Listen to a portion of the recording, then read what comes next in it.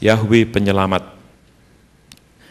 Saudara, di dalam Yoel pasal 2 ayat 32, kalau kita baca di sana, ya, Yoel pasal 2 ayat yang ke-32, di situ kita bisa temukan bahwa sebetulnya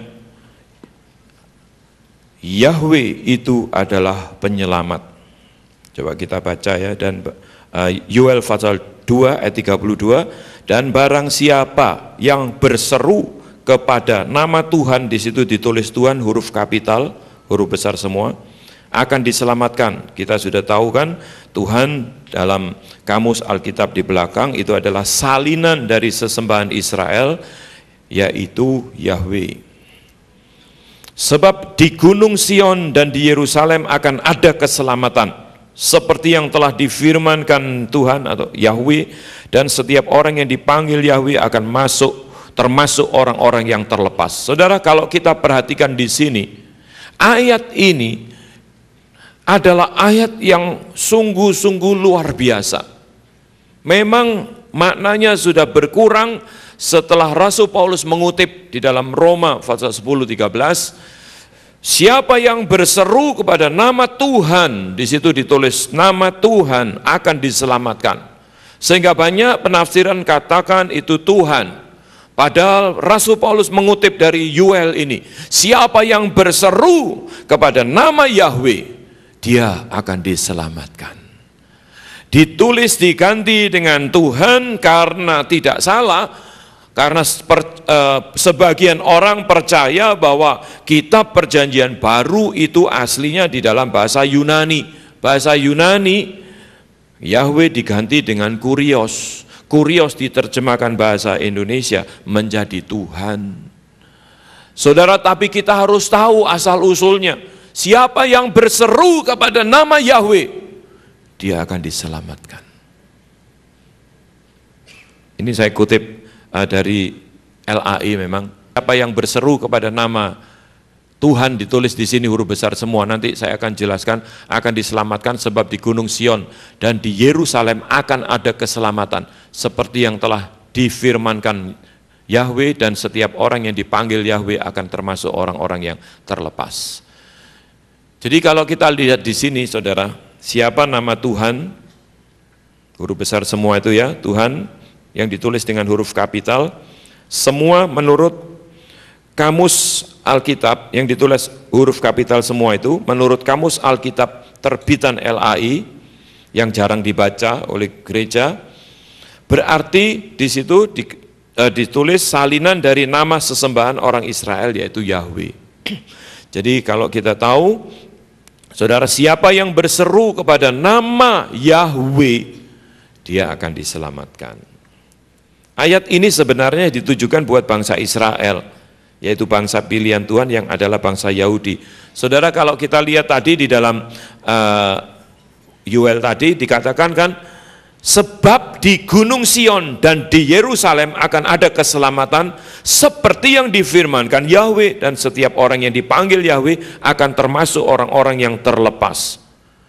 Saudara, jadi ayat ini sebetulnya ditujukan kepada bangsa pilihan, bangsa Israel. Bagi yang berseru kepada nama ini, nama Yahweh, maka mereka akan diselamatkan. Kemudian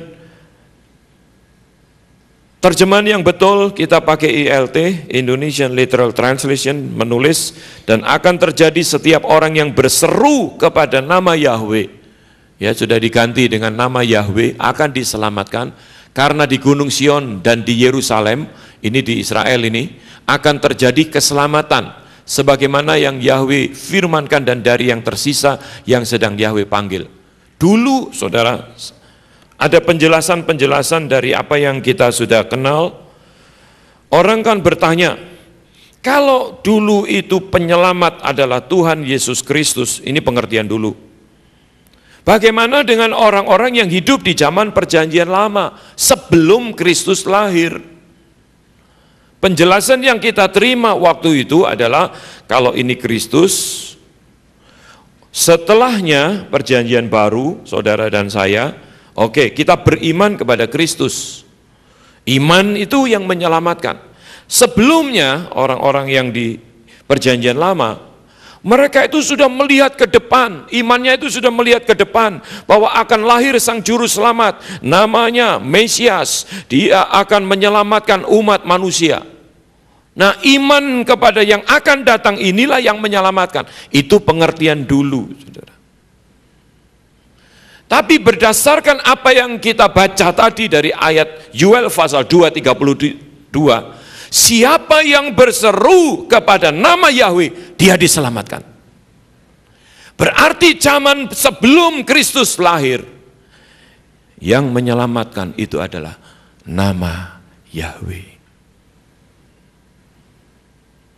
Saudara, jadi kalau kita perhatikan di sini, kita bisa semakin ngerti. Oh, kenapa? Kalau saudara baca di Mazmur ya, khususnya tulisan-tulisan Raja Daud, Daud itu begitu dekat dengan Bapa Yahweh, begitu dekat dia itu. Nanti saya akan ambil contoh satu fatsal yang luar biasa memberkati saya.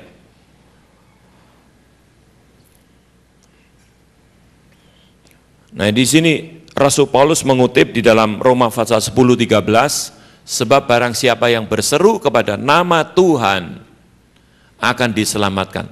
Saudara, ini yang seringkali mengaburkan, sehingga pada saat kita memperkenalkan atau mengembalikan kepada nama yang aslinya, nama yang benar, nemui banyak kesulitan, sebab orang sudah masuk pikiran bahwa itu Yahweh sudah terlalu asing untuk mereka. Yeshua HaMashiach begitu asing. Karena seperti ini proses penterjemahan yang sudah berabad-abad. Nah, kata Tuhan di sini, saudara, adalah terjemahan dari bahasa Yunani kurios, karena kita Perjanjian Baru menurut sebagian orang aslinya ditulis dalam bahasa Yunani. Hari-hari ini sudah ditemukan bahwa kitab Matius atau Matiyahu itu di dalam bahasa Ibrani. Kemudian beberapa kitab sudah ditemukan. Ada sebagian memang yang ditulis dalam bahasa Yunani. Saya percaya surat-surat Rasul Paulus sebagian ditulis di dalam bahasa Yunani. Orang-orang yang terpelajar. Jadi kalau kita lihat di sini terjemahan di dalam Perjanjian Baru, kita harus kembali. Yang dikutip dalam Perjanjian Lama, khususnya Roma 10:13, itu kutipan dari Yoel pasal 2:33. Siapa yang berseru kepada nama Yahweh, diselamatkan. Jadi orang yang hidup di dalam Perjanjian Lama, mereka mengenal nama Bapa Yahweh, ya mereka diselamatkan.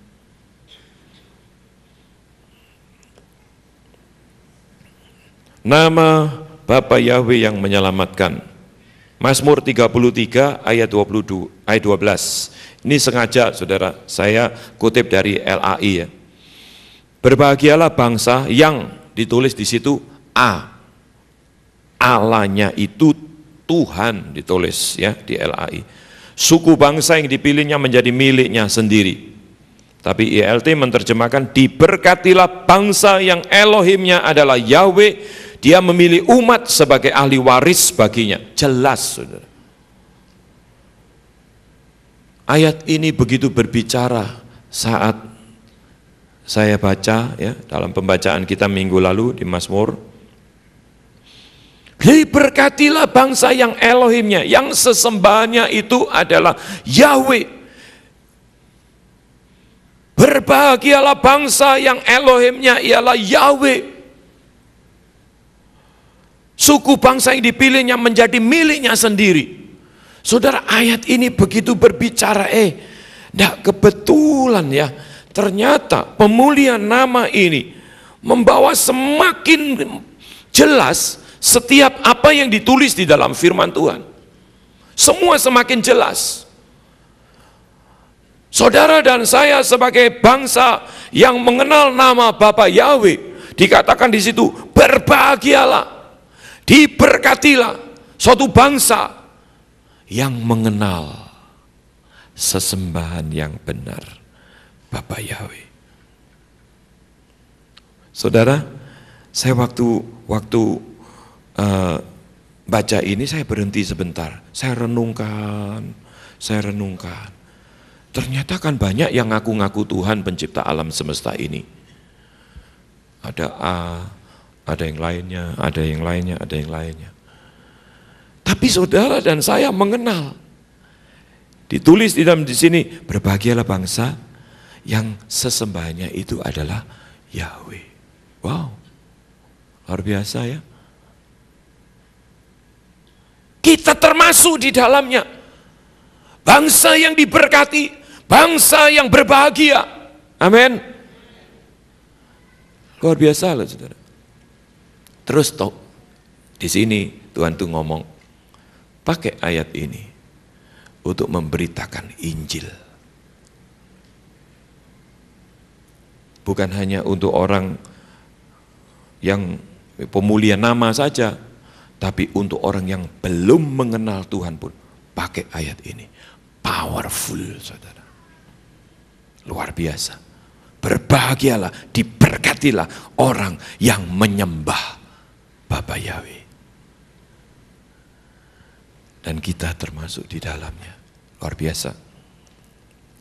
Saya berikan catatan di sini, selain Tuhan huruf besar semua yang diganti dengan yang diganti aslinya ya di dalam ILT, ganti Yahweh sesuai dengan kamus Alkitab di belakang terbitan LAI, salinan dari sesembahan Israel yaitu Yahweh. Terjemahan LAI menulis A, tetapi terjemahan ILT ditulis Elohim.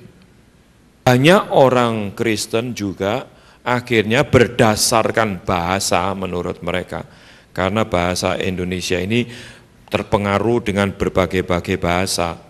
Dalam proses penerjemahan itu terjadi banyak pengaruh mempengaruhi, saudara. Nah, salah satu itu adalah terjemahan sesembahan ini. Ini pengaruh dari Arab. Jadi kalau kita ikut-ikutan, itu akhirnya membuat rancu. Tidak ada ketegasan perbedaan siapa yang kita sembah dengan yang mereka sembah.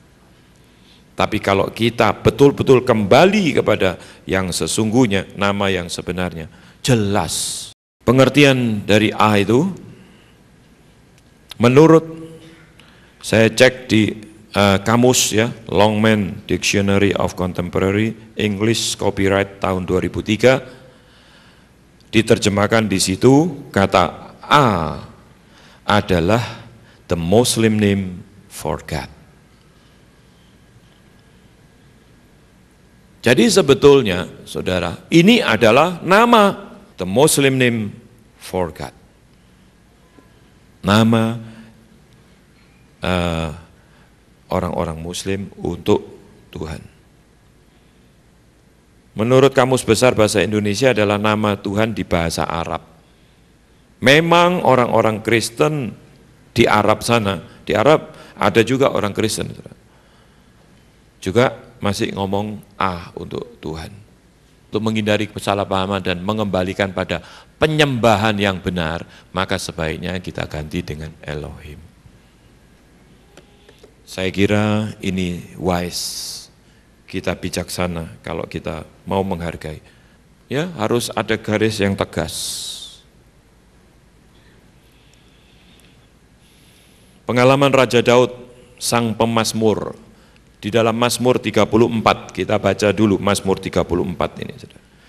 Dan saudara mulai memperhatikan, karena saya membaca dari LAI, ya, kata Tuhan huruf besar semua, saudara perhatikan di situ. Ini cuma satu pasal aja, pasal-pasal yang lain kalau saudara baca ada banyak sekali. Mazmur Daud ya, dalam perlindungan Tuhan, Yahweh di situ. Dari Daud pada waktu ia pura-pura tidak waras pikirannya di depan Abimelekh sehingga ia diusir lalu pergi. Aku hendak memuji Bapa Yahweh pada segala waktu, puji-pujian kepadanya tetap di dalam mulutku. Karena Bapa Yahweh jiwaku bermegah, biarlah orang-orang yang rendah hati mendengarnya dan bersuka cita. Muliakanlah Bapa Yahweh bersama-sama dengan aku, marilah kita bersama-sama memasyurkan namanya. Aku telah mencari Bapa Yahweh, lalu ia menjawab aku dan melepaskan aku dari segala kegentaranku. Tujukanlah pandanganmu kepadanya, kepada Bapa Yahweh, maka mukamu akan berseri-seri dan tidak akan malu tersipu-sipu. Orang yang tertindas ini berseru dan Bapa Yahweh mendengar. Ia menyelamatkan dia dari segala kesesakannya. Malaikat Bapa Yahweh berkemah di sekeliling orang-orang yang takut akan dia, lalu meluputkan mereka. Kecaplah dan lihatlah betapa baiknya Bapa Yahweh itu. Berbahagialah orang yang berlindung padanya. Takutlah akan Bapa Yahweh, hai orang-orangnya yang kudus, sebab tidak berkekurangan orang yang takut akan dia. Singa-singa muda merana kelaparan, tetapi orang-orang yang mencari Bapa Yahweh tidak kekurangan sesuatu pun yang baik. Marilah anak-anak, dengarkanlah aku. Takut akan Bapa Yahweh akan kuajarkan kepadamu. Siapakah orang yang menyukai hidup, yang mengingini umur panjang untuk menikmati yang baik? Jagalah lidahmu terhadap yang jahat dan bibirmu terhadap ucapan-ucapan yang menipu. Jauhilah yang jahat dan lakukanlah yang baik. Carilah perdamaian dan berusahalah mendapatkannya. Mata Bapa Yahweh tertuju kepada orang-orang benar dan telinganya kepada teriak mereka minta tolong. Wajah Bapa Yahweh menentang orang-orang yang berbuat jahat untuk melenyapkan ingatan kepada mereka dari muka bumi. Apabila orang-orang benar itu berseru-seru, maka Bapa Yahweh mendengar dan melepaskan mereka dari segala kesesakannya. Bapa Yahweh itu dekat kepada orang-orang yang patah hati dan ia menyelamatkan orang-orang yang remuk jiwanya. Kemalangan orang benar banyak, tetapi Bapa Yahweh melepaskan dia dari semuanya itu. Ia melindungi segala tulangnya, tidak satu pun yang patah. Kemalangan akan mematikan orang fasik dan siapa yang membenci orang benar akan menanggung hukuman. Bapa Yahweh membebaskan jiwa hamba-hambanya dan semua orang yang berlindung padanya tidak akan menanggung hukuman. Luar biasa loh ini, saudara. Dulu pengertian kita, orang-orang yang lahir di zaman perjanjian lama adalah percaya imannya itu kepada yang akan datang. Masih diselubungi, saudara. Tapi ternyata pengalaman dari Raja Daud, Bapa Yahweh ini loh, saudara, yang menyelamatkan, yang dekat, yang melindungi, yang melepaskan dari segala kesesakan, yang menjawab doa. Makanya setiap kali Mazmur Daud selalu beri pujian kepada Bapa Yahweh, muliakan, masyhurkan namanya. Luar biasa, saudara. Ayat 1-6, kalau saudara lihat di situ penuh dengan ajakan untuk memuji, memuliakan, serta memasyurkan nama Bapa Yahweh. Sebab mencari dan menjawab serta melepaskan dari kegentaran. Nama ini, nama yang melepaskan dan melepaskan dari semua kegentaran. Ayat 7, Bapa Yahweh menyelamatkan dari kesesakan. Ayat 16, mata Bapa Yahweh tertuju kepada orang benar. Bapa Yahweh membebaskan jiwa hamba-hambanya yang berlindung padanya, tidak menanggung hukuman, dan seterusnya. Ada banyak hal. Saudara, ini salah satu perikop yang memberkati saya waktu kita mengikuti bacaan di Mazmur. Luar biasa. Ini nyambung dengan apa yang dinubuatkan oleh Yoel. Siapa yang berseru kepada nama Bapa Yahweh, dia akan diselamatkan. Sekarang kita melihat Yahweh adalah Bapa. LAI menuliskan begini dalam Mazmur 35 ayat 27, biarlah bersorak-sorai dan bersuka cita orang-orang yang ingin melihat aku dibenarkan. Biarlah mereka tetap berkata, Bapa Yahweh itu besar, dia menginginkan keselamatan hambanya. 103 ayat 13, seperti Bapa sayang kepada anak-anaknya, demikian Bapa Yahweh sayang kepada orang-orang yang takut akan dia. Saudara, kalau lagu yang seperti Bapa sayang anaknya, ini lagu kutipan dari Mazmur 103. Yang dimaksud Bapa di situ adalah Bapa di surga, Bapa Yahweh. Demikianlah Engkau mengasihiku, ya gitu ya lagunya. Itu yang dimaksud Bapa Yahweh itu. Karena kutipan dari Mazmur 103. Seperti Bapa yang sayang kepada anaknya, demikian Bapa Yahweh. Karena Mazmur menulis di situ kata Tuhan huruf besar semua. Jadi Yahweh itu adalah Bapa. Di atas segala Bapa di dunia ini. Dialah Bapa yang empunya surga. Kalau kita bilang Bapa di surga, itu adalah Bapa Yahweh. Saudara, ini hal yang luar biasa untuk memberikan penyegaran kepada kita. Karena ya ini nanti setelah kita koreksi lagi, kita edit lagi, saya akan tulis sebagai traktat untuk kita bisa bagikan dalam penginjilan. Gerakan yang harus kita lakukan dalam penginjilan. Tuhan itu dalam hati ngomong begini, beritakan saja, beritakan. Nanti ada banyak jiwa-jiwa dimenangkan. Kita sendiri pun, saudara, yang sudah mengenal nama yang powerful ini, ayo kita beritakan. Saya percaya ada banyak hal, saudara, yang Tuhan akan kerjakan. Jadi Yahweh itu adalah Bapa. Nah sekarang bagi kita, bangsa-bangsa di luar bangsa pilihan, kita kenal Injil Yohanes pasal 3 ayat 16 itu ayat yang terkenal. Dikatakan sebab Elohim, saya kutip dari ILT ya, sebab Elohim demikian mengasihi dunia ini sehingga dia mengaruniakan putranya yang tunggal. Dia yang dimaksud adalah Bapa Yahweh. Mengaruniakan putranya yang tunggal, supaya setiap orang yang percaya kepadanya tidak akan binasa, melainkan dapat memperoleh hidup yang kekal. Yang dikasih oleh Bapa apa? Dunia. Tidak ditulis di sini bangsa pilihan atau bangsa Israel. Tadi kitab Yuel dan sebagainya itu ditujukan kepada Israel supaya di Gunung Sion dan di Yerusalem ada keselamatan. Ini ditujukan untuk bangsa pilihan, bangsa Israel. Tapi Bapa mengasihi dunia. Dunia isinya bangsa-bangsa, termasuk bangsa Indonesia. Karena begitu besar kasih Bapa akan dunia ini, sehingga ia mengaruniakan putranya yang tunggal. Supaya setiap orang yang percaya kepadanya tidak akan binasa, melainkan dapat memperoleh hidup yang kekal.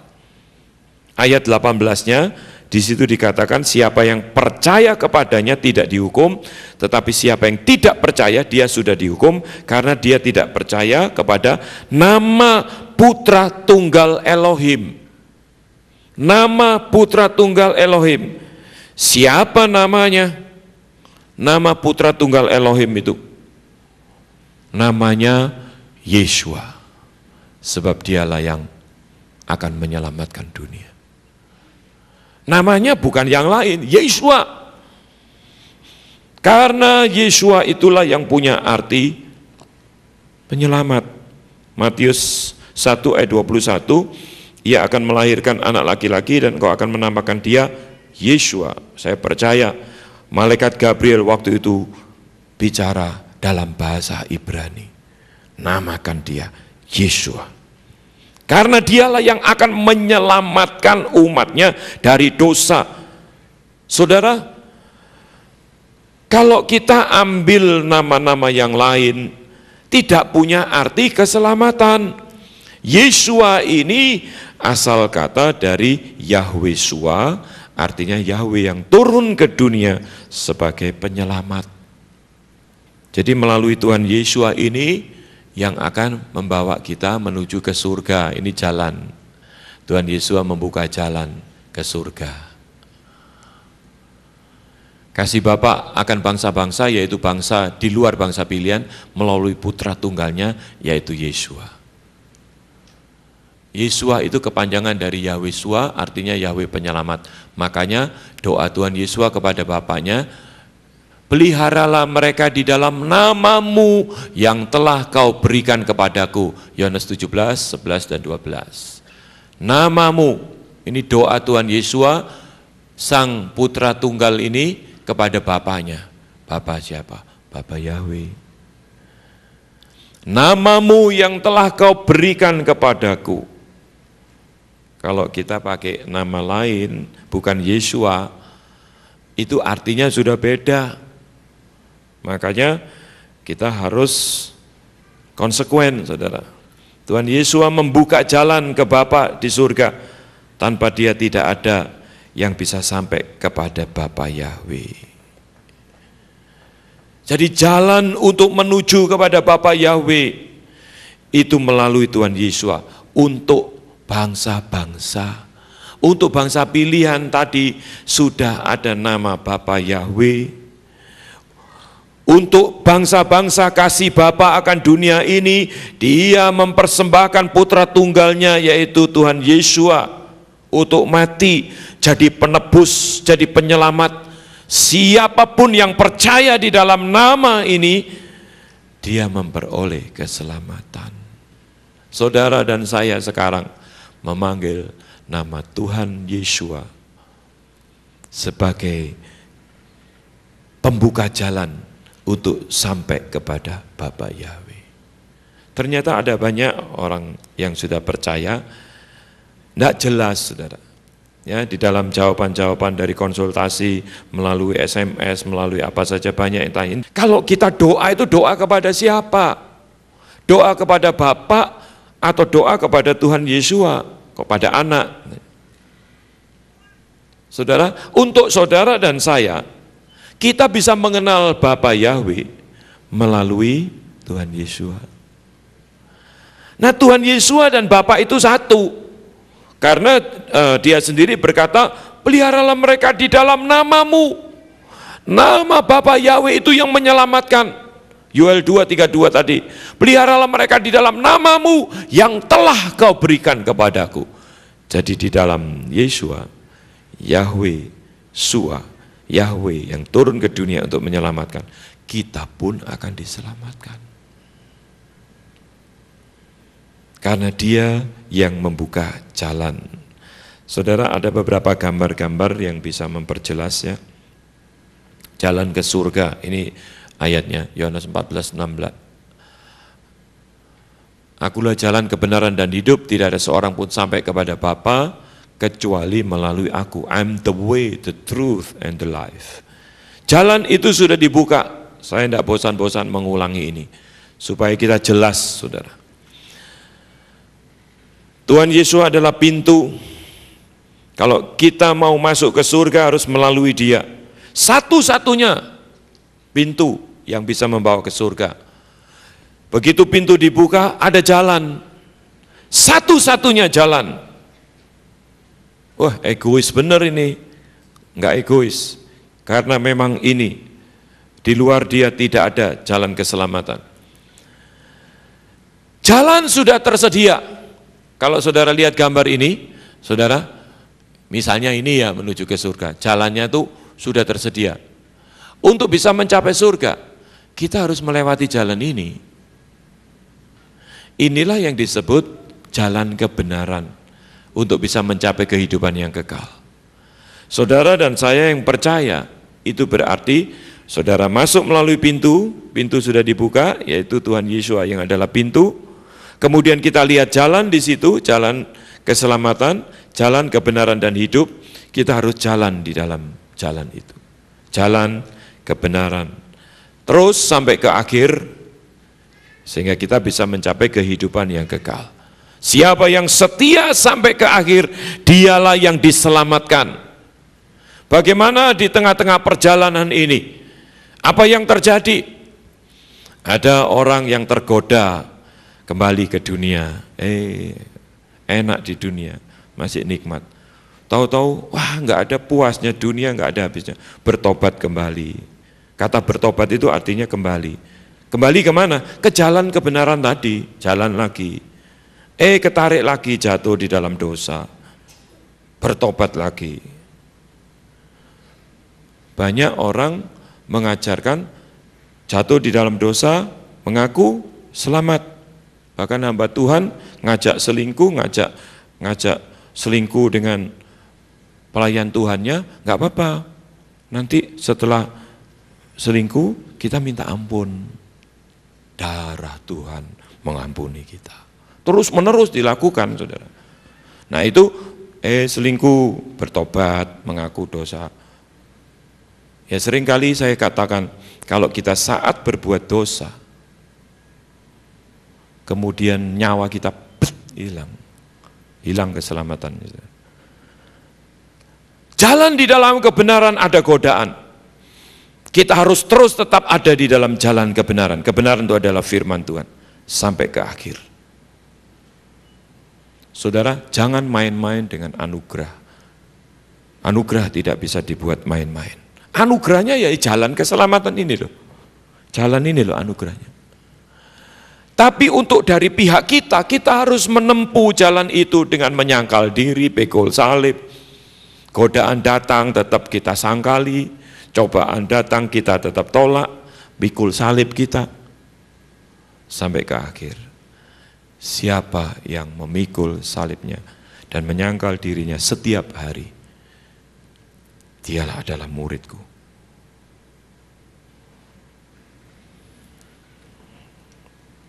Ini jalan lainnya. Wah, tinggi jalan. Ini jalan, ini anugerahnya itu ini loh saudara. Jalan, saudara dan saya harus berjalan di dalamnya. Jangan saudara ingin selamat di sini tapi nggak mau jalan di jalan kebenaran. Ya nggak bisa selamat. Tahu Tuhan Yesus jalan kebenaran, tahu di dalam Dia satu-satunya menuju kepada surga yang membawa kita kepada Bapa Yahweh yang empunya surga. Tapi kita nggak mau menempuh jalan kebenaran itu. Hidupnya itu melawan firman Tuhan yang adalah kebenaran ini terus. Itu orang-orang yang tidak mau berjalan di dalam jalan kebenaran. Saudara, ada orang yang sepertinya hidupnya di dalam kebenaran. Tapi ya itu tadi, dia itu serigala berbulu domba. Kadang-kadang kita menemui banyak orang, kulit luarnya saja seperti domba, tapi hatinya serigala. Itu bukan orang yang berjalan dalam jalan kebenaran. Orang yang di dalam jalan kebenaran ini adalah domba-domba yang mengenal suara gembalanya. Kalau keluar sedikit, nyimpang sedikit aja, gembala sudah pasti bilang, kembali, kembali, kembali. Kalau keluarnya sampai jauh, dia mungkin sudah kopoan atau telinganya ketusuk apa, enggak dengar lagi. Biasanya ketusuk tombaknya setan. Domba itu mengenal suara gembalanya. Kalau dia diperingati sedikit, dia balik, saudara. Iya. Apakah Tuhan masih kompromi dengan dosa sih? Enggak. Jangan menyalahkan anugerah, menyalahgunakan anugerah. Anugerah Tuhan itu memang besar, itu jalannya ini. Yang menuju ke surga. Dialah Tuhan Yesus yang sudah membuka jalan untuk kita. Jangan kita keluar, sekali-kali keluar dari jalan itu. Kalau misalnya jalan, misalnya ini ya, jalan ini ya, bisa mungkin kepleset gitu, kepleset jatuh ya udah nggak balik kalau ini. Kalau yang ini tadi ada railingnya Mas Yan, ada pengamannya. Jalan ke surga yang ada di Vietnam, namanya ini disebut jalan ke surga. Ternyata ini tempat rekreasi, foto-foto lainnya banyak lagi. Ada yang disebut jalan ke surga ala orang-orang Taiwan itu ditunjukkan kalau mau jadi militer. Saya nggak kutip tadi gambar-gambarnya. Jadi harus melewati jalan berbatu, jalannya dengan lutut. Saudara, ada banyak orang ya yang mau mencapai surga itu dengan kekuatan sendiri. Ada yang berjalan dengan lutut atau berjalan tiap meter. Dia itu seperti di mana Mongolia atau di Tibet itu. Setiap berapa meter dia sujud sembah, jalan lagi dengan lututnya sampai lututnya diberi macam-macam itu. Di India harus menyakiti diri dan sebagainya. Semua itu ditempuh dengan cara-cara manusia. Tuhan Yesus dia sudah mati, dia jadi penyelamat. Siapa yang percaya kepada dia, kemudian jalan di dalam jalan kebenaran, bisa sampai kepada Bapa. Saudara, kita bersyukur kalau kita bisa mengenal jalan keselamatan, anugerah Tuhan yang diberikan kepada kita. Percayalah apa yang seperti dialami oleh Raja Daud. Yahweh sebagai pelindung, Yahweh sebagai penyelamat, Yahweh sebagai penolong dalam kesesakan, Yahweh sebagai jalan keluar untuk segala macam pergumulan-pergumulan kita. Yahweh itu terus memperhatikan orang yang takut akan Dia dan sebagainya dan sebagainya. Kita bisa belajar sesuatu, lakukan seperti apa yang Daud lakukan. Saya yakin saudara, pengenalan kita akan terus semakin indah di hadapan Tuhan. Mari kita sama-sama tunduk kepala.